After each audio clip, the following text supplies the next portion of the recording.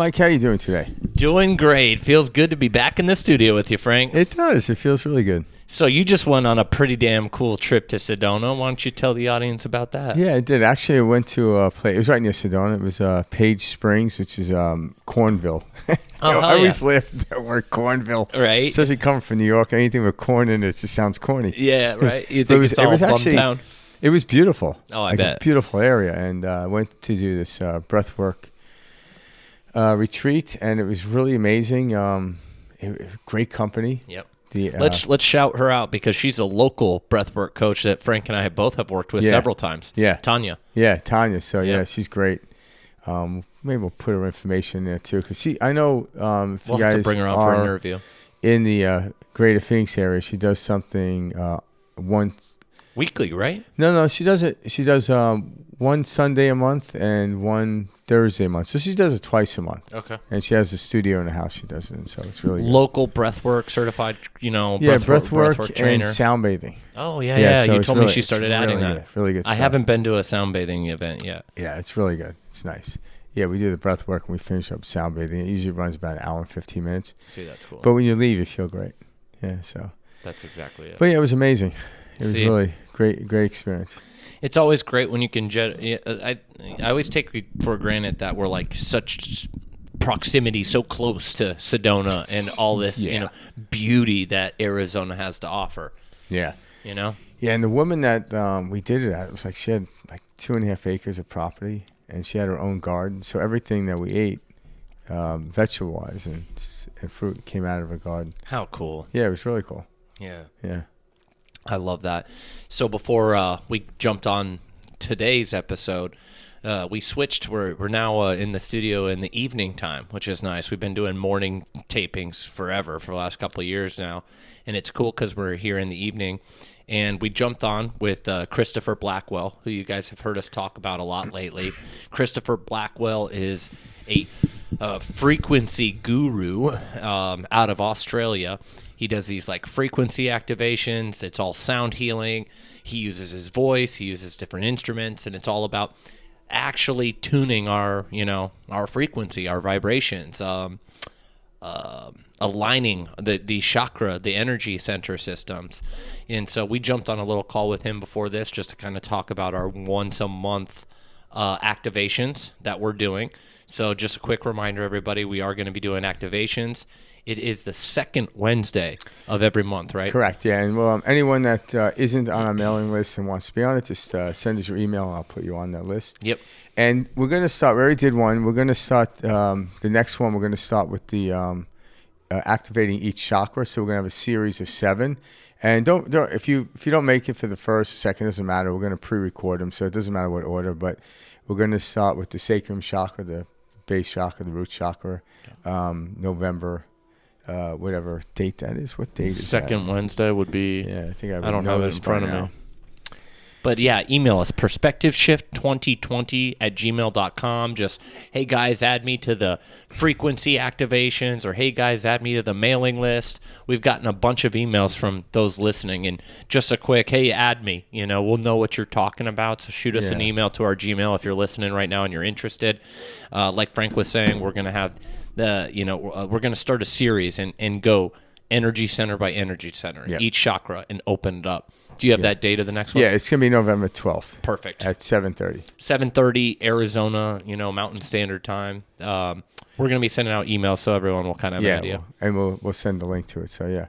Perfect. And it's complimentary, people. Yeah, so, exactly. Come on in. Join the cool part is Christopher Blackwell. He's from Australia. Yeah. It's great to have him on as a guest, a friend. He will be working one-on-one with people. So we're going to take 3-4, different guests each month. Yep, depending on, what's available, how much time we have. But the cool thing about this is you can listen in, and even if he's working on somebody else, we can see the benefits. And I remember this from last week, last month. I saw so many benefits, and he wasn't even specifically working on me. Yeah, everyone gets showered with the Yep. gift, even though it's seemingly specific with the person. So everyone gets healed to a degree. Yeah. So it's cool to listen in. So My whole thing on it is, we all know Wi-Fi exists, Bluetooth exists, all this type of stuff, right? We can't see it. We know there's all this stuff traveling. And that's kind of what this frequency activation is. Yeah. It's like blasting yourself with like this like Wi-Fi frequency, Bluetooth of like love, abundance, peace, success. yeah, Yeah, it's beautiful. and the more you blast into it, the more you can see it, the more your body gets acclimated to it. And that's why I kind of like when you meditate on something, and Mike and I have said this many a time, but the word meditation means becoming familiar with. So the more you become familiar with this feeling, the closer you are to it, and the least you leave it, if you will. Correct. So that's it. So the healthier you are and the healthier you stay, the healthier you'll be. Yeah. All I right. love it. Which leads us to, let's talk about the Yeah. activation of the pineal gland today. Let's do it. I've been all over about that lately. Let's dive right Yeah. into it. So first off, let's start. And for those listening, what is the pineal gland? Well, are you asking me? Yep. Oh, yeah. So the pineal gland pretty much seats right in the middle of your brain. If you really directly want to go through this, images online, you can look at it. But it's the size of a pea. It looks like a pine cone, hence the pineal gland. And actually, they utilize this name pineally in the Bible, in the Old Testament. So this is cool. I didn't around. know that. Yeah, and there's a lot of, like when you read the Bible, everything from the Old Testament to the New Testament, when you look at the Bible from an allegoric way rather than a literal way, again, if you want to look at literal, it's up to you, whatever. But when you look at it from an allegoric way, it's all over the Bible. Love it. So this is where we excrete serotonin, then melatonin can turn into that, and also DMT. Yes. All right. So even like reading the book, like when Moses made it to the promised land and made it to the place of milk and honey, when the pineal gland secretes serotonin, it comes out like this milky white. Interesting.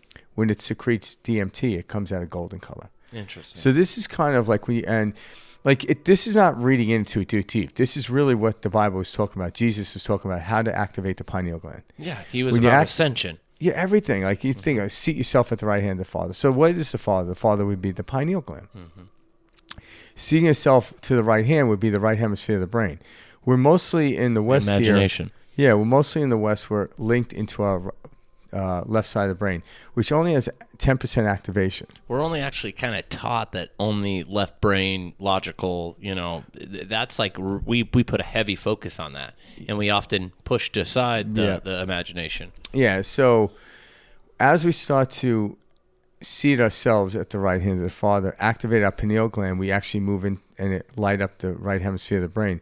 This is when new ideas and information come. That's why there's going to be a day and age where we won't need news, we won't need any information outside of us, it will be within. But the regurgitation of information from yesterday, it's almost like as we slowly move away from that, because the reason is, it's almost like trying to eat yesterday's sandwich to satisfy today's hunger. It just simply will not work. Good analogy. So when we go in, we don't need to actually gather information outside of us. We have it within. And then if everyone on the planet's doing this, we come together with this information and then watch what happens to the world, Beautiful. Yeah. So as we move forward, like people always ask me for advice. I don't give advice. I give direction for them to get their own advice because they don't need my advice. Me giving somebody advice, like giving you directions to San Diego, and you live in LA and I live in Phoenix, you ain't gonna make it there with my directions. That's a great point. Yeah, so that's why the news, people are like, I don't know I'm confused right now. It was never meant to educate you. It was meant to confuse you. And there's nothing wrong with that. But by going that route, we realize, how's that working? It's not.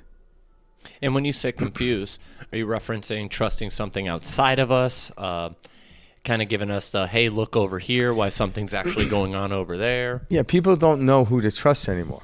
Oh, yeah. But you were never supposed to trust outside of yourself. You're supposed to go within and trust. And, we'll Be still and know that you are God. Yeah, and like right now we're talking about from an intellectual standpoint, but Mike and I are going to give you examples or actually practical things to do to activate your pineal gland. And guess what? You're probably doing them. But knowing that you're activating your pineal gland, knowing you're actually firing up the right side of the brain from an intellectual way, from science and stuff like that, makes you want to do it more. Because sometimes people will do, people meditate, and like, I don't know if I'm doing it right. I'm like, and they tell me what to do. I'm like, did you have this feeling? Yeah. I'm like, you're doing it right. Mm-hmm. But when you know that, when you know you're doing something in a direction, just the knowing makes you amplify into it. Yeah. And that's kind of what we want to bring today, because it's no longer about talking about it, the intellectual part. That's okay. That's good. It's the actionary part, the experiential part. That's what we want. Some kind of cool things too for those listening. The Eye of Horus. If you look at the Eye of Horus, if you were to cut your brain in half and slice it and look at the pineal gland, that's what the Eye of Horus. It looks identical to it. So there's like constant themes of this running throughout millennia. Or throughout all history. It's throughout history. Even if you want to go deep into the story of David and Goliath. So David would have been the childlike setting, and David had to leave his sheep. Sheep are thinking and thoughts in biblical terms. Goliath was the lower mind. The lower mind is the full ego. Of thought. Yeah, ego. So where did David hit Goliath? He activated the pineal gland, hit him square in the forehead. Interesting. Yeah. So again, this is one way of looking at that story. It's not the only way, but I choose to look at it this way because now we have science based into this understanding. Mm-hmm. So there's a multitude throughout the Bible, different passages all over the place, Old Testament, New Testament, that push us to the pineal gland and the activation of it. A few years ago, I got my parents, as a gift, a trip to Italy. And I remember they went and visited the Vatican, and they were sending all these photos to me, right? Like, oh my God, check this out. Did they see the pine cone? Yep. And I got this picture, and out front of I don't know where it was, but there's this huge pine cone. And my dad was like, I don't know what the hell this is about, just a random pine cone in the Vatican. And I started laughing. I'm like, Dad, it symbolizes the pineal gland. It's represent pineal gland. This is a big deal. Yeah. And then, of course, as you know, the staff, that the Pope carries, that has a pine cone on it. So, I mean, this is littered throughout history, the Vatican, the Bible, you name it, it's all over. There's been so many circumstances of things that I've seen, even in media, like old movies and stuff like that, that reference the pineal gland. There's a symbol on your money. Yeah, there you go. It's an eye on the pyramid. It's just cool. Yeah, so this is the light in which we came here. This is what we consider God, the I am. Is the pineal gland. When you activate that, information comes. That is the third eye, though, by the way, when people are also... Yeah, exactly. So, and the activation of it isn't as difficult as you think. It's just simply when you close your eyes and take a couple of slow, deep breaths, you actually start to activate the pineal gland. And then you start to shift your energy towards the right side of the brain. This is where nuances come, new ideas. This is where Einstein came up with the theories that he wrote about, equals MC squared, general relativity, all these papers he wrote. Everyone, any artist, any musician, you think about the musicians wrote a song that didn't play off another song that just came out of nowhere. They were activating that. Whether they knew how to consciously get in there, a lot of people do like superstition things to get in. There's nothing wrong with it, or permission slips. Mm-hmm. They sit in a certain chair, or use a certain blanket, or whatever. Like whatever works. But I'm showing you what scientific evidence shows. Once we close our eyes, we shut out the light of the world, which is a distraction. The pineal gland starts to activate, and then we start to move into the right side of the hemisphere of the brain, and then. That's also too like tithing. There's another understanding of tithing is 10% of our brain is activated from the left side of the brain, but that's very small. But we tend to live our life in that 10%. Mm-hmm. So when we tithe that, we give that 10% over to the right, because we need that. Like if I come up with a new idea of something, like I'm like I want to build this house. Well, the architect lays in the left side of the brain. The designer lays in the right hand. So the designer and the architect are like, okay, I want this. And the architect is like, okay, the structure can be built this way. Okay, we're going to do that. Mm-hmm. So they're not to be separated. But what happens is we've been living solely in that left side. And that's why we can only reiterate what we had yesterday. Again, eating yesterday's meal will not satisfy today's hunger. Mm-hmm. So we have to go, not have to, but first go to the kingdom of heaven before anything. This is said throughout the Bible as well. I don't know why I'm talking about the Bible a lot today. I love it, though. Yeah. But yeah. But so a simple way to do it is, and there's multitudes of ways of activating the pineal gland, but simply take a deep breath in your nose. And as you exhale, you just gently close your eyes and put your attention right on your pineal gland, the center of your forehead if you need to. That third eye. And you're activating it. To what degree, it doesn't matter. Do not try to force anything and just sit there. If a thought comes up, separate from it. Let it pass on by. And the more we sit with it, the more the activation, we slip directly into the right side and it starts to activate it. And this is where ideas come from. And it's that simple. Don't listen to the noise. No. Am I doing it right? Yeah, you don't have to sit in any particular type of position. How long does this take? Like no. these all these thoughts that are popping up. That's normal. It's sitting with that. Yeah. And allowing those to continue to drift. And after a while, those thoughts drift away and they drift on by just like the breeze. And it almost becomes like if you look up in the sky and you see an airplane, it looks like the airplane isn't moving. But we very well know if it's at a certain altitude, it's moving about 500 miles an hour. Now imagine that plane was about 100 feet off the ground, moving at 500 miles an hour. It would wreck us. It would be moving so quickly. So this type of activity or process allows you to distance yourself from your thoughts to where it's so far out, you don't even notice it moving. And as we close our eyes, and I tell everyone, just do this for a week. 2 minutes of your day in the morning, 2 minutes at night. And then start adding on to it as time goes on. All right? The goal isn't to get to 2 hours or whatever. That's not a goal. The goal is to get into that state as quick as you can and allow yourself to whatever happens. Don't try to control it. Don't try to push it. Don't try to force it. Just simply breathe in, exhale, close your eyes, and sit there. If you need a mantra, some piece of music to keep you there, that's fine. There's no right or wrong way to do it. But start out with just a couple of minutes in the morning, a couple of minutes at night, and notice how your day changes. Know how your sleep changes. Like really notice the things that start to happen. And then you're going to want to do it more. We want this to be like going to the playground. Not another thing we have to do as a damn adult on this planet. I must go to the gym. I must count my calories. I must do this. All of a sudden now you got a full-time job just on your fucking diet.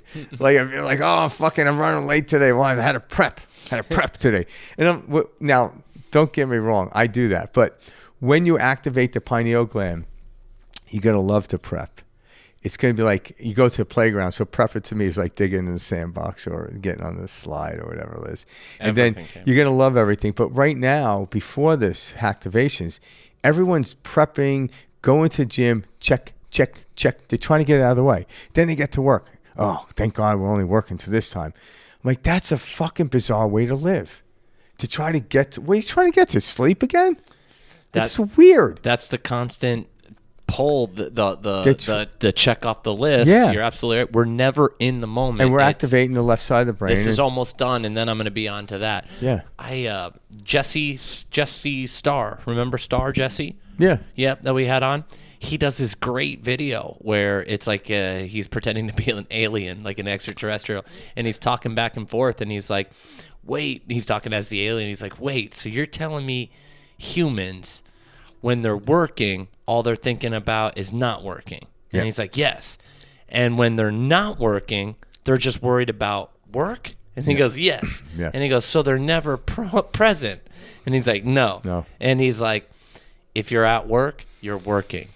If you're relaxing or you're off work, you're matter. Enjoying. You're in that moment. And when you can learn that, wow, Now we're cooking with gas. Now, it doesn't mean when you come home at night and hang out with your family, eat dinner, it's going to feel different than working. I'm not saying it's going to be the same.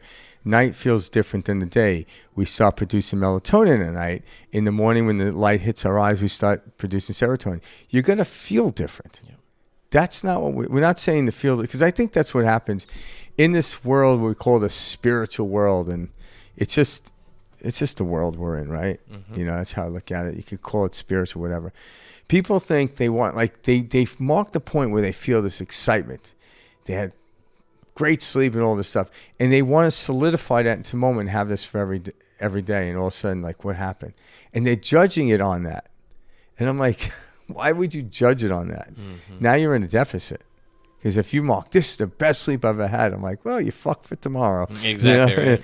So I'm like, yeah. And you're going to notice days you get better sleep and others than don't, but it doesn't matter at this point. Mm-hmm.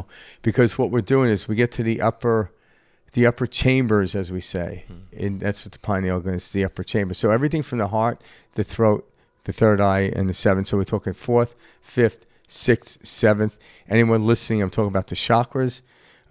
Any video, you can probably see me do the tingling. Those are the upper chambers. We're moving out of the 3 lower chakras that are fight and flight into the upper chambers.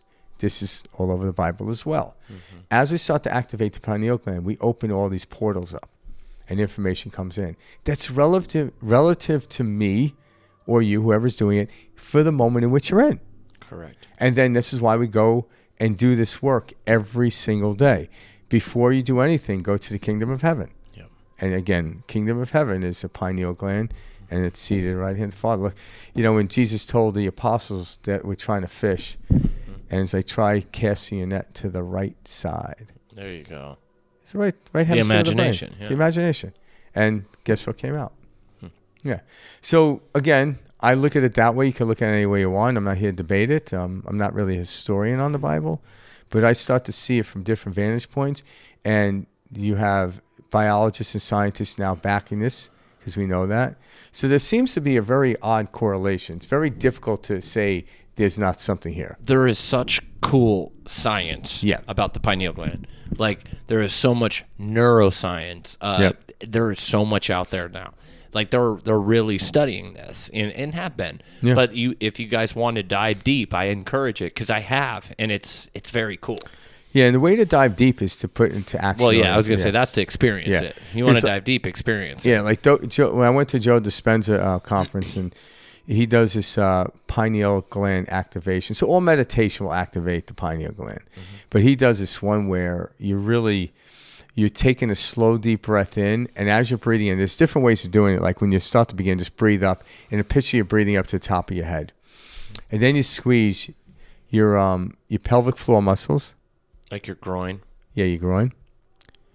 Pretty much your butthole. Really. Yeah. That's where you're squeezing. Yeah. Your lower abdominals and your upper abdominals, right? Like tighten them. Yeah, and what that does, it moves spinal fluid up your column, creating this literally electromagnetic field kind of going around. And you could start to feel the pressure moving up to your head. That really is shocking and putting like a pulse onto your pineal gland. Your pineal gland is a calcified crystalline. Now, I heard this too. I was like, this blew my mind away as well.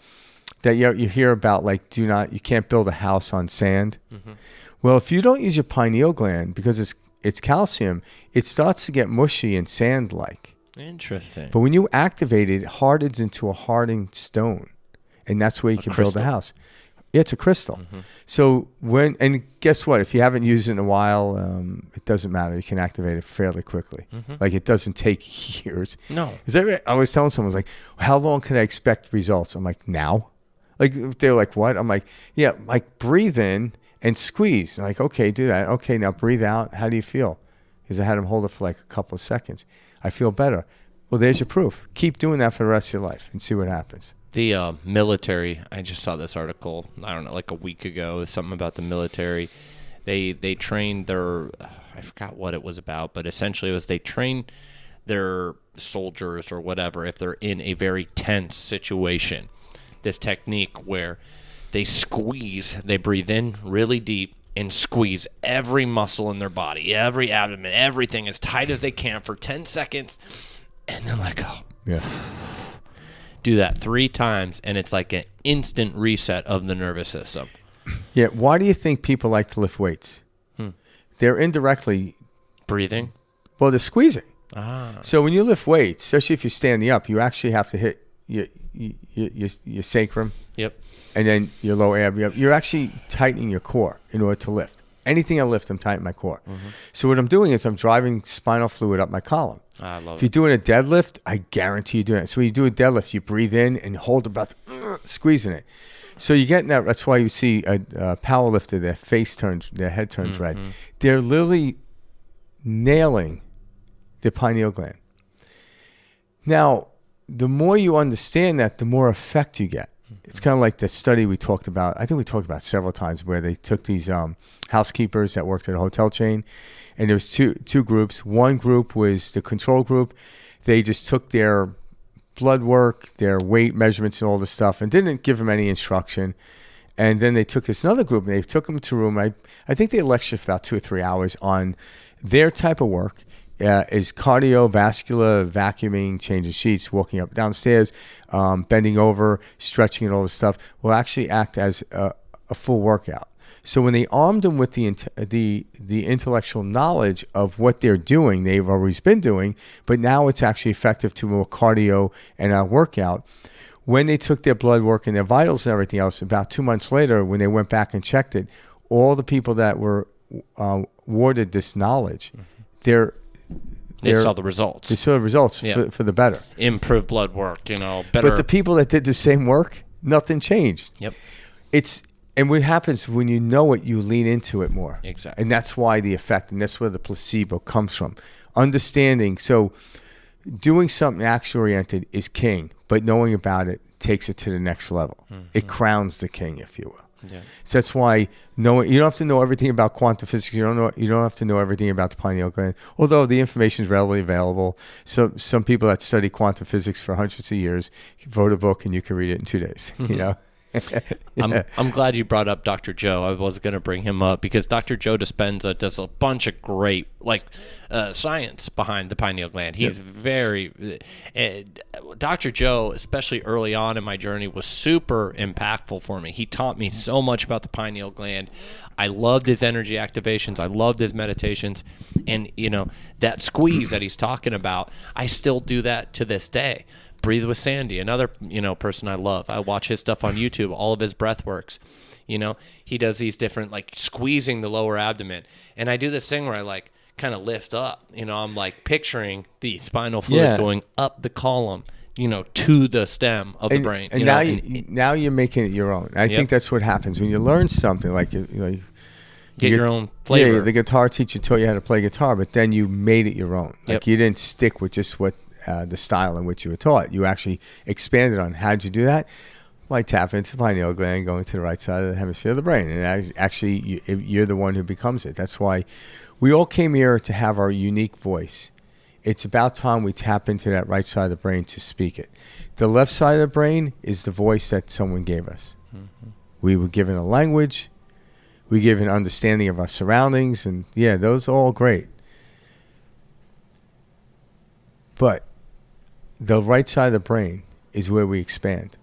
We need to be tapping that a lot more, not just on the weekend, not periodically, every single day. See, we kind of live in a culture that's thrown creativity, art, imagination to the side as if, that's, you don't need that. This is more important, computing, problem solving, all of that. We have purposely but everyone, that, even though it's and the think about balance. the people who created the computer. It was from the right side of the brain they did that, not from the left side. So as we start to activate these processes, you'll actually experience different change in your life. You'll come up with great ideas. You'll see the valley from higher up in the mountain to see the opportunity, the business that you came here to run, or the opportunities that you came. But right now, you're going through a Rolodex of things that were already done historically, and they're not going to bring you anything new. They're not. Yeah.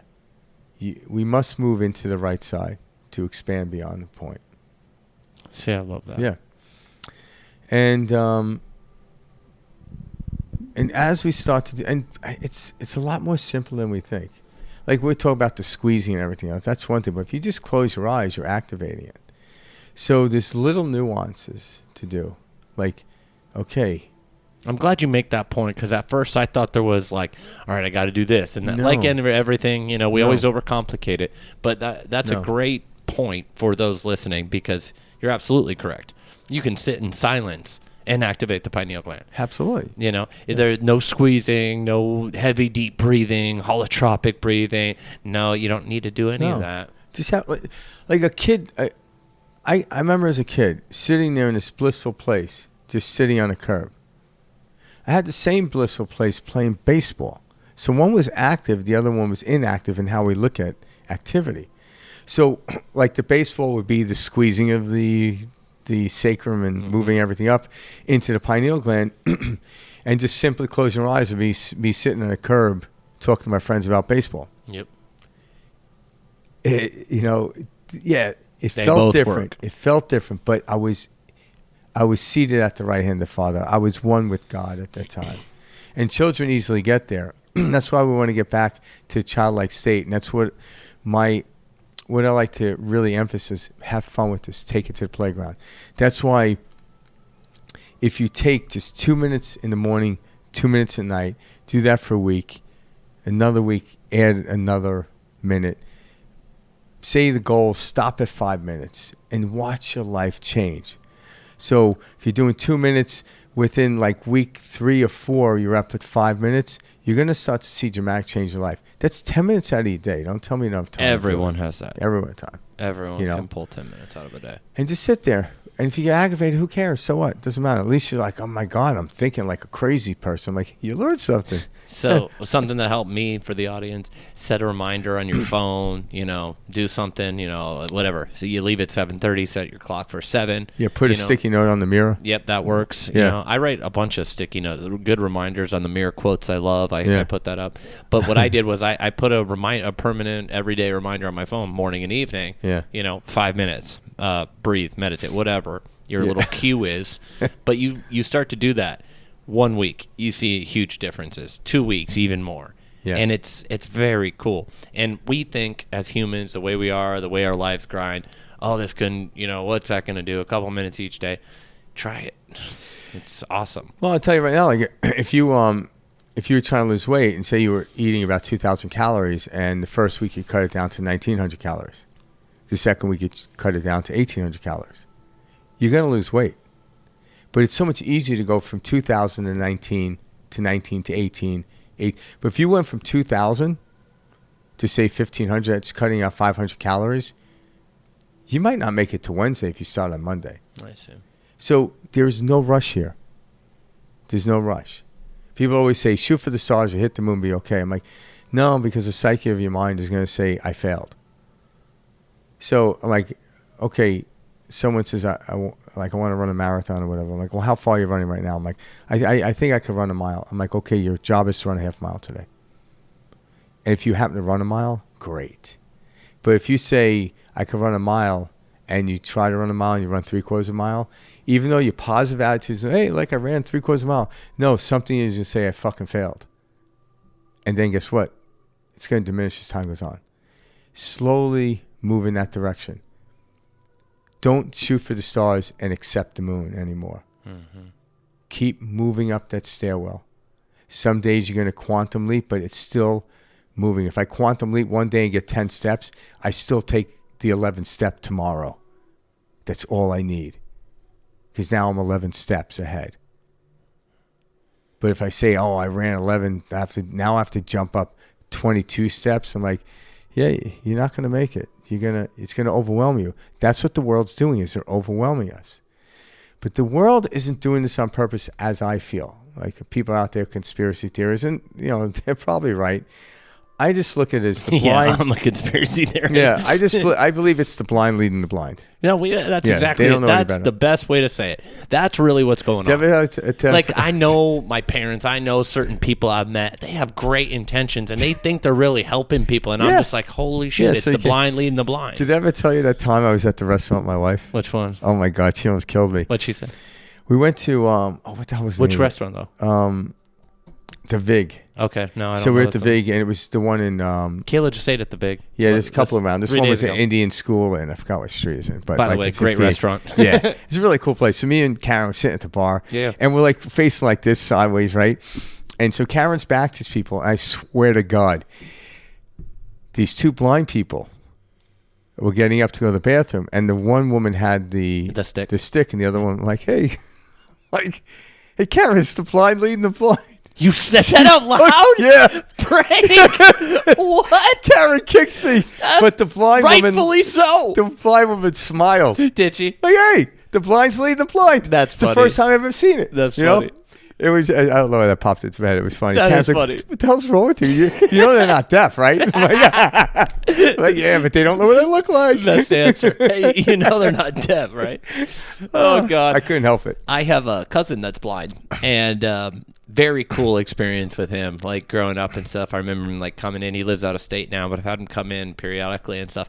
The level that your other senses are heightened Yeah. from different things like that. Same thing for the deaf, and you know, their touch, their smell, all that. It's so Enhances, cool yeah. how powerful this body, this temple is. Yeah. You know, you lose something like that and you gain it everywhere else. Yeah. You know, and that's just so cool. You know, that's it. So, like, learn to periodically through the day, just close your eyes, shutter them down, like, take a deep breath in. As you breathe out, close your eyes, even for like 30 seconds. Everyone I do with comes on like, how do you feel? It's because I'm giving them conscious awareness to notice how they feel.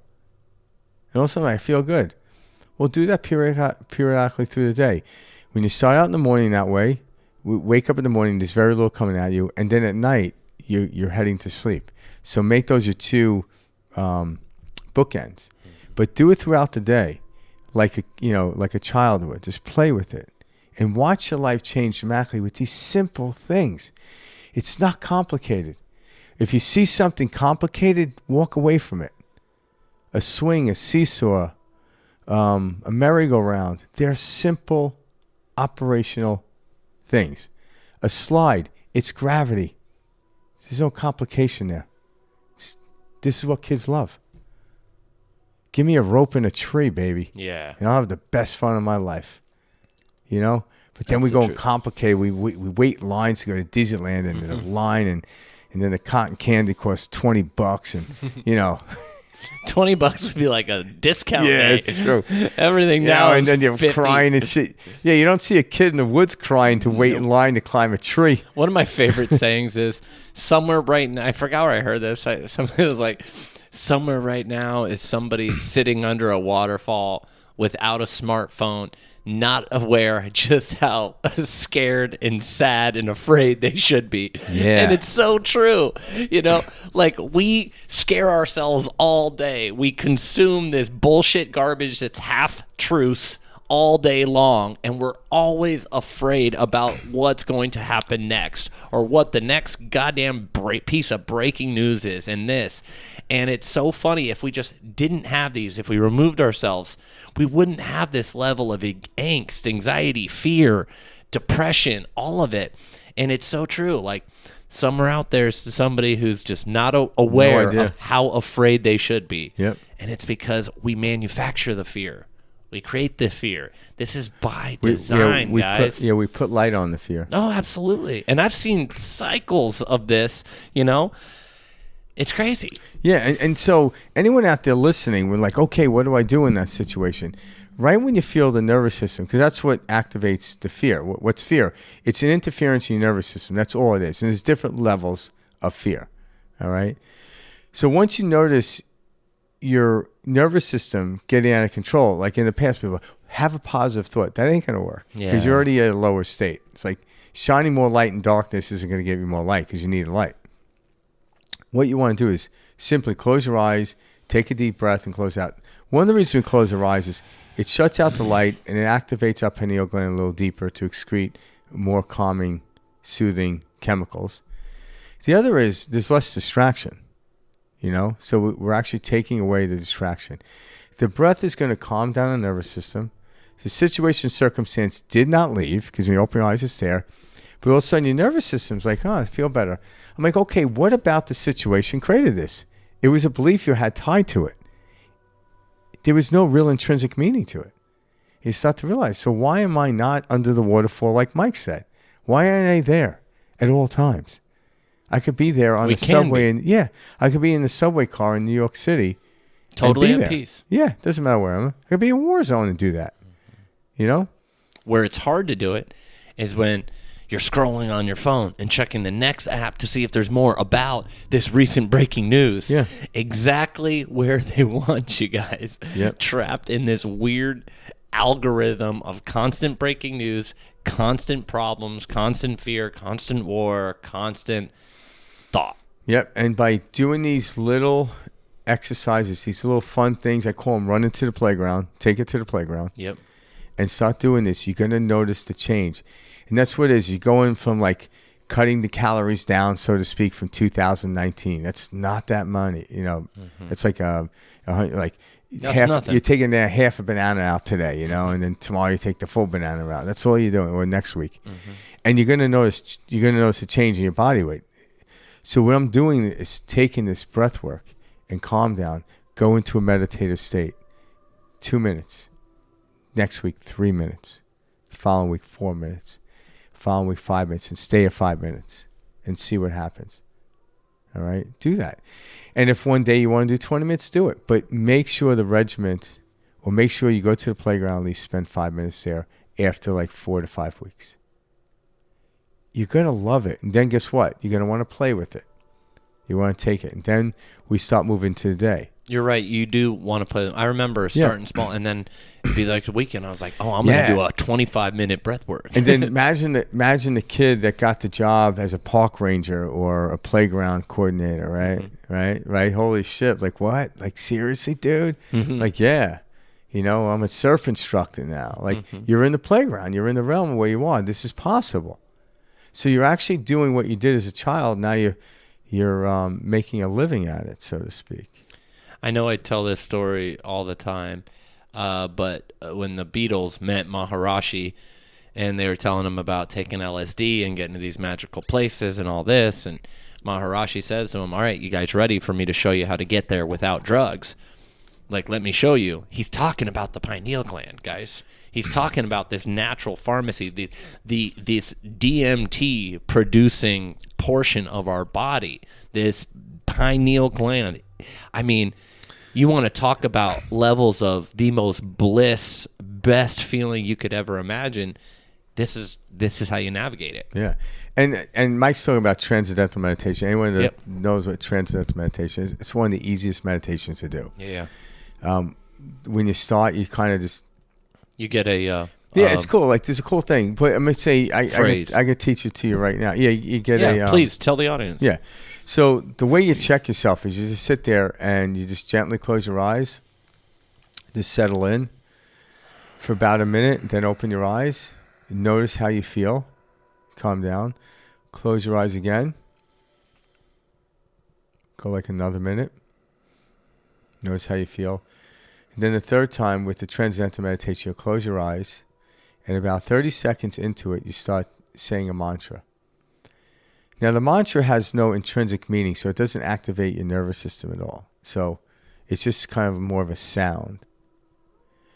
And you use this in different variances to where when you start to think, if you look at like a thought as a bubble coming out of the ocean. And in order to like pop that bubble or go down below the bubble, because the bubble is going to bring you to the surface where all the anxiety in the world is at the surface, because down at the depths of the ocean, even during the storm, it's subtle, it's calm. So as we move down, we say this mantra, whatever it is, like God or whatever. But God might have too much attachment to meaning, so you might want to choose something else. You could take a sound, like bring, bring. And you constantly say that, and over time you might go, bring. But you're not saying it out loud, you're saying it silently. And once you've noticed your thoughts are drifting, so what? The bubble's coming up, go right back into the mantra and you drop. And then you touch these really deep. You actually start to activate the pineal gland. Now you're swimming and you're seated at the right hand of the hemisphere of the brain. And with transcendental meditation, it's like 20 minutes twice a day. There's nowhere to like get to. No. There's nothing to achieve. There's you can't nothing. Get it wrong. Yeah, exactly. So don't. Am I there yet? Is this it? Am I doing it right? You're gonna hear all those voices. I remember that, and it's relaxing into those and bringing it back to. Know what it's like? It's like you ever watch these TV shows? I have a difficult time doing this. My wife hates it, but. You watch a TV show that's so damn ridiculous, you have to sit there and comment on it. Oh, yeah. And then my wife has to remind me, it's like, can we what? It's a freaking show. You sit there and like, Shut stop. The hell up. So then you learn not to comment, and you actually, in some weird, odd way, you enjoy it. Because that's what's happening. We're thinking, we're commenting on the thoughts. Mm-hmm. But when you sit back and look at it like, this is one sick, silly-ass TV show, but I kind of like it. So you actually, you don't get involved in it. My wife would always pause the movie, a TV show. It's like, are you done?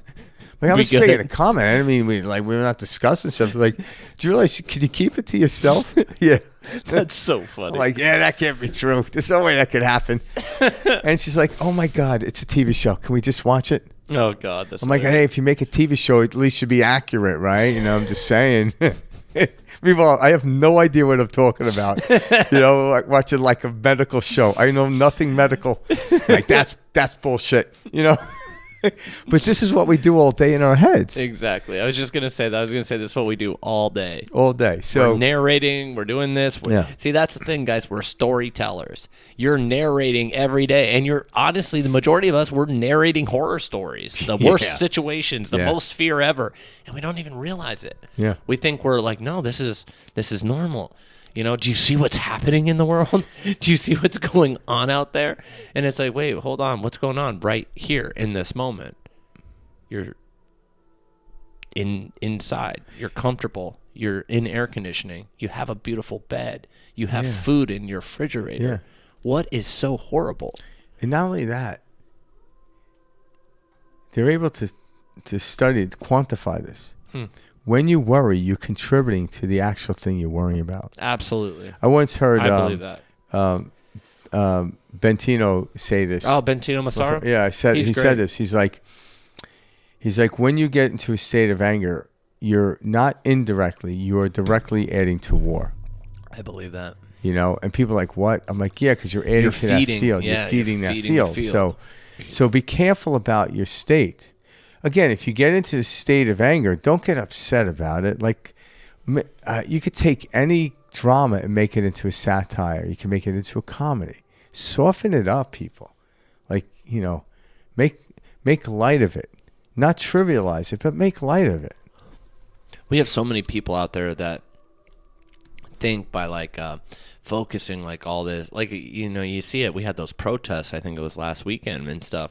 These people getting out so angry, you know, and fighting, and they're fueling this this field of the exact opposite of what they actually want. But if they went and they were in a peaceful, correct, like they can find their bliss, and it's crazy, and it's like, wow. And guess what? They would start to activate. Cause, this is over the immigration stuff, right?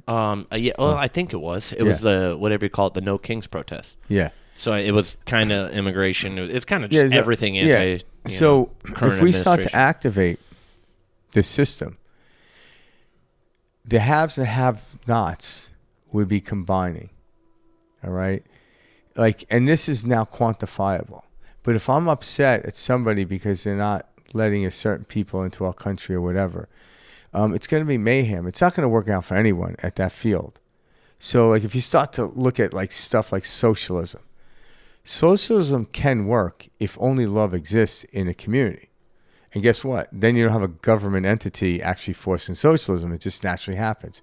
But when there's fear introduced to it, it turns out tragic. You end up like with a Stalin. Mm-hmm. So that's what the competition is like. they talk about socialism versus whatever, and then people are like socialism doesn't work. It won't work, but yet the reason humans want it is because we're socialistic beings. But when we're all in the state of love, it's kind of like how 50, 60 years ago, we didn't use the word organic food because it was all organic. So if we're all in the state of love, we wouldn't have to use the word socialism. Mm-hmm. We would actually be giving and contributing and, what do you call it? Naturally to each other.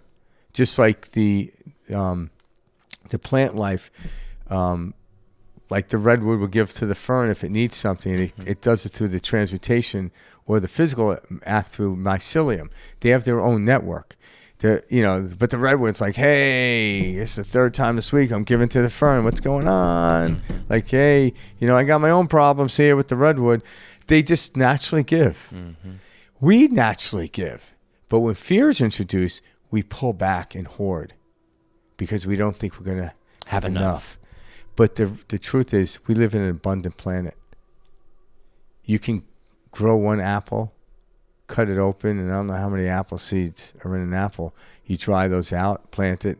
Now you got 10 apple trees. Mm-hmm. How many apples are on an apple tree? Mm-hmm. All of a sudden, you got an orchard. Next thing you know, the whole land is full of trees of apples. Mm-hmm. It's abundant. But if we're not planting the seeds in the right soil, we got nothing. And so this is where lack comes from. The problem isn't the system. The problem isn't the laws. The problem is we're not using them properly. Mm-hmm. So once we go to the pineal gland, activate that, we move into the right hemisphere brain, we'll figure all this shit out. Just like Gandhi figured out how to get the British Empire out of India. And when they left, they were friendly. He didn't have to worry about them coming back a generation and a half later to get back. My dad telling me to come kill you. Mm-hmm. This is why it perpetuates, right? People don't forget. They just have to retreat because they ran out of money or something. So let's try this. And again, I don't need everyone in the world to do it because a small percentage of people that's already quantified that can activate it. So I put it to myself, it is my job every day to get to that place as best I can. And if I'm not there, I don't get upset at myself. I do what I can do in the moment, which I can. And each day is a new day. I don't give up. I'm like, fuck this, it's not working. No. I may say it inside, but I don't do it. Mm-hmm. And then as time goes on, you're going to go through periods because as we rise higher up, this is what happens mechanically and physically. So as you move through this new change, call it the spiritual road or whatever you want to call it, as you start moving to higher altitudes, there are beliefs that weren't bothering you at this lower altitude. So you go up here, all of a sudden you're going to get tinged. You're like, whoa, my God. Something's working. You think you dropped. You didn't drop. You just need to let go of that belief. So every time you go up a higher level, there's a new belief that rears its head. And you're letting go of it. You're letting go of it. You're letting go of it. Once you understand, so if you're going through turmoil right now, you're on the brink of discovering the greatest thing that's right in front of you. And then, oh my God. Then you come to another plateau. Oh, like, this is how it works, people. Every time I make a new movement, it's what I call G-force. But if I understand it, I allow it. I don't go back down the mountain because you can't. Once you know something, you can't unknow it. Especially this stuff. That's why people call ignorance is bliss, but we cannot stay ignorant. Mm-mm. Because if we stay ignorant, we become stillborn. We don't actually come here. We came here to expand and expand and expand. And we have to regurgitate and get rid of the beliefs that no longer work for us. Number one thing anyone and everyone can do to find themselves, on this path is develop a sense of awareness. Yeah. We are so 90% of people are walking out, around us are so not self-aware. And what's the quickest way to become self-aware? Well, the quickest way to become self-aware is just close your eyes and notice how your body feels. I was going to say, Yeah, there's multitudes of ways. There's no right answer here. Yeah, there's no right answer here. But when I close my eyes and when people sit in front of me And I'm like, just close your eyes, take a deep breath in, and breathe out. Notice how you feel. They could feel frustrated. I'm like, but you're self-aware now. You didn't know you were frustrated. You're yelling at the cab driver. You're yelling at this person. But your frustration is the imbalance of frequencies due to beliefs that you're trying to funnel this energy through, but it's blocking it. So once you close your eyes, I'm like, man, there's a lot of shit in here. I'm like, well, now you're self-aware. What are we going to do about that stuff? Let's get rid of it. Exhale it out. I got a lot of shit in there. I'm like, well, you're going to be breathing Another breath, yeah. You're going to be breathing a lot today. It's okay. You know? That's a good thing. And the more we actually become self-aware. So now when I get frustrated, it wakes me up. It's that alarm that lets me know there's smoke at my stove so it doesn't turn to fire. So I like that alarm. Now, if the alarm keeps going off, I'm like, I must learn how to cook better, right? Like, why am I burning my food? So you start to learn. It's like, okay, over time, the alarm gets quiet, but you go to the next level. Like now I'm cooking some really fancy dish, and all of a sudden I throw something in, and it's, oh shit! Yep. Okay, now I have to figure out how to put the fan on. Okay, next time I cook this dish, I'm going to put the fan on, and I can avoid the alarm going off. And this is how it happens. No big deal. So you don't run to the alarm and rip it off because your house will burn down. But why is the alarm going off? It's because you're not facing what's causing the alarm.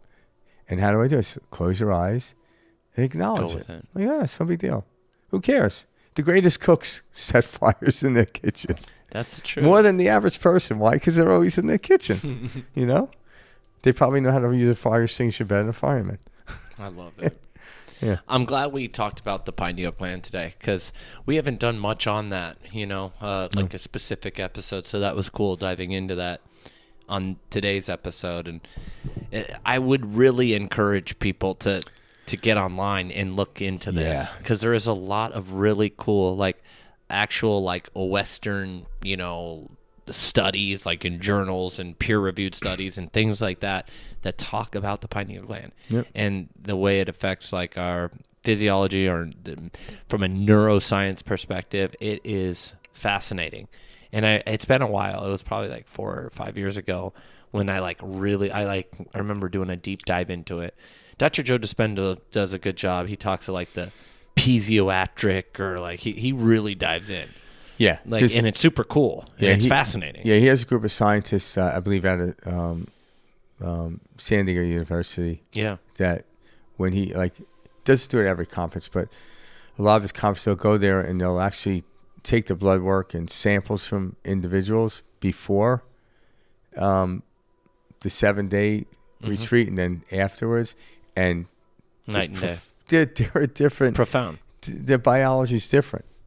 And that was just 7 days, people. Yeah, imagine. Now, it's pretty intense when you go to this for 7 days.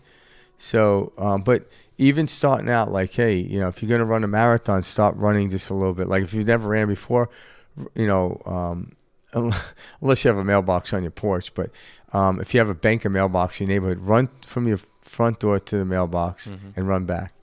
Do that for a week. And I'm showing small increments and then expand upon that till you get your footing. And all of a sudden you notice you're expanding. Next thing you know, you get lost in running. Yeah. All right? Not to say you can't just go out and run and do like the Forrest Gump thing. So you're running for a good time. Yeah, right. Yeah. You can also do this with bad habits too. I remember doing this with bad habits. You can slowly work down from a bad habit just like you build your way up. Yeah. Like let's say you like eating your snacks at night in front of the TV. Okay, well, I'm going to cut it to half the amount, or whatever. I know this isn't good for me, so I'm just going to have this. And then you start chopping that down. So it's not this crazy, life-altering change. So you can walk your way out and walk your way in. Exactly. And not to sound corny, but don't say it's a bad habit. It's just a habit that's no longer working for you. Well, that's the thing. You start when you're on the path, you start to realize, hey, I'm staying up really late and I'm tired. So I'm going to go to bed an hour earlier. That's it. I remember doing things like that. Yeah. And it was always the little pieces And after a week, I was like, holy shit, I'm Yeah, where but- I wanted to be. Because we don't want to get to a point where we're completely renouncing everything. That's it. We're sleeping. But we've been taught that way. Yeah, 8 hours and 5 minutes a day, and we're not going like. Next thing you know, you're a hermit in your freaking house, Yeah. and you're like, hey, I'm the most spiritual person I know, and like, but you're an asshole. Yeah, You know? exactly. you're You know? Yeah, it's not about renounce. It's about understanding. It's a dance. So, like, no. It's this and that. And guess what? Like, there's 4 seasons, right? Mm-hmm. I'm like, why don't we go through seasons? Like, We right do. now, a lot of people, like, we try to evade them. Mm-hmm. Like, people are trying to,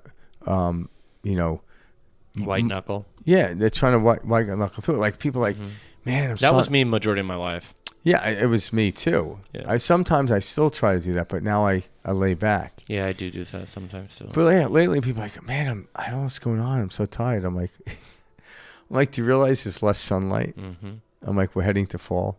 We're actually in fall. This is natural. It's natural. Mm-hmm. What happens over time, you'll get used to it. But like, I think there's something wrong with me. I'm like, no, you're just misunderstanding the cycles. The summer you need less sleep. In the winter you need more. That's how we were We're taught. in the though. fall, We were yeah. taught that like every day is the same. There's nothing different. No. You know, it's bullshit. No. Yeah. So if you're trying to like,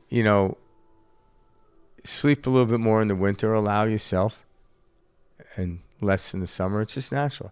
Don't try to fight it. Mm-hmm. Just get into rhythm and know that's going to happen. See, I love that. Yeah. Everyone's different though, so don't like all these studies always do it on a bell curve. Of course. But most people like you might be on one side of the bell and it's like there's something wrong with me. I'm like there's nothing wrong with you. Just because the average person needs 8 hours and I'm only getting 6. Or my wife's like, man, I could sleep 10 hours. I'm like, but there's nothing wrong with you, hon, because you're always happy. Mm-hmm. If you were like moody and sleeping 10 hours, there's something wrong. off. Yeah, she's always the happiest person I know. See, that's awesome. Yeah. Why she's with me? No, I was kidding. I love it. She gets a kick out of me. Right. Yeah, she starts laughing the second I'm in my mouth. I thoroughly enjoyed this episode. Yeah. This was a great conversation. Guys, go dive deep into the pineal gland. Do your research. Have some fun. But most importantly, go experience it. Yeah, just do it. You got to feel it. Couple of minutes a day. That's it. That's You all. know. And notice the change. And hey, like anyone that does this, write to Mike and I. Just Yeah, I want to please. hear like, hey, I notice synchronistic things happening. We're all here for each other. This is one big community that we're expanding. We're all brothers and sisters. And here. we have some great stories to Yeah. share, and also when you write to us, if you feel free to share this, we like to keep, the privacy of individuals and stuff. So if you mention something, like, you're free to share this on air, we love to bring stories up, because what I remember, like, on this path, like, I'd be listening to these stories that Ram Dass and Muji and all these guys would tell, and it made me understand it more. It clicked so much more by the shared stories, because you're like, oh, that makes so much sense. It's relatable. Yeah, and it clicks more than just like the information and the knowledge. Yeah. So write to us. Yeah, please. We love sharing your stories. Reach out, guys, perspectiveshift2020@gmail.com. Please keep in mind, too, about we'll be doing those once a month activation, those frequency activations, so you guys can experience your chakras, your energy systems being cracked wide open, what that feels like, sharing in that with a group of like-minded individuals. So jump on that with us. Send us an email if you want to be added to the mailing list for that. Again, that's happening the second Wednesday of every month. This next month will be on November 12th, 7:30. We hope to see you guys there. We'll be filming live, and then we'll, of course, upload it to the channel as well. Yeah. All right. Well, much love and peace out. See you next week, guys. Yeah.